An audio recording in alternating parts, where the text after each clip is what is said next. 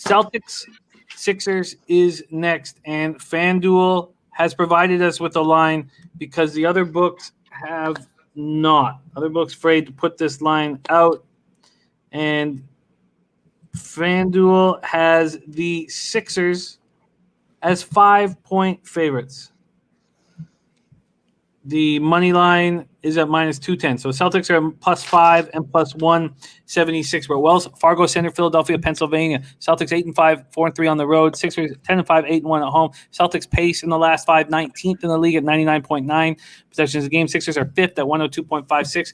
These teams met on Wednesday in a 117-109 win at Philadelphia. It was the Sixers' third win in 4 games. Embiid was an absolute monster. 42 points, 10 boards. Tobias Harris had another game. These games are coming often where he looks nice from the perimeter. He gets 22 points, but again, just 3 rebounds. Seth Curry was expected to be ready to go because he'd recovered from COVID, and that was part of the reason why I was on the Sixers. I was lucky to catch with them without Curry, but he is now probable for Friday's game against Boston. For the Celtics, it was their second straight loss. Brown goes for 26, but was a minus 13 on the floor. Marcus Smart goes for 25, but was a minus 15 on the floor. They were hoping to have Jason Tatum back for this, but he's not recovered from COVID, and he's already been ruled out. So a very questionable spot here for the Celtics, and I want to go right back to the Sixers.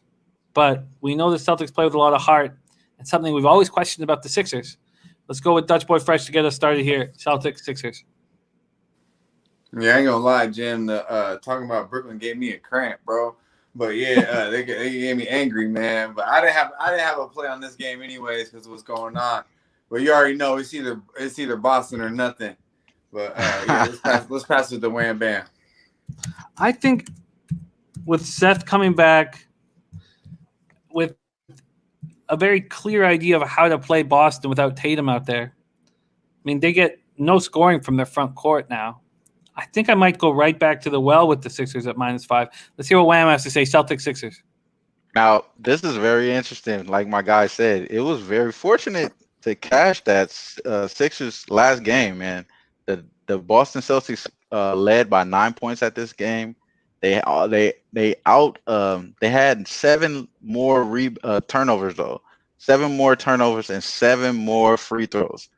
That right there could have easily won you the game. Just tighten up those 2 things right there. So they could have easily won this game. But the flip side of it, like you said, Embiid was a monster, scoring 12 of 19, 63% from the field, and there were no help to be found. 6 players that were playing with them, they scored 11 for 34, and that was Ben Simmons, Thibault, Shake Milton, Maxey, and Howard. Those guys were nowhere to be found. Now, Harris did play well, but he shot 1 for 5 for 3, like Jim alluded to. He's still trash from the deep. You know what I mean? He's not good there. But getting Steph Curry back, it does give me an indication that this is the play, and I'm pulling it right there with you, bro. I'm going to take the Sixers as well. I seen that 4.5. Hopefully we could get that, but if not, it's all gravy.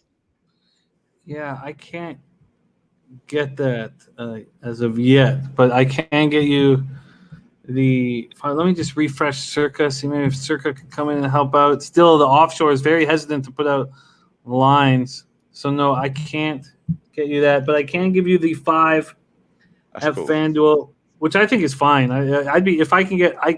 Bet 365 has not put out a number. Let me just double check that.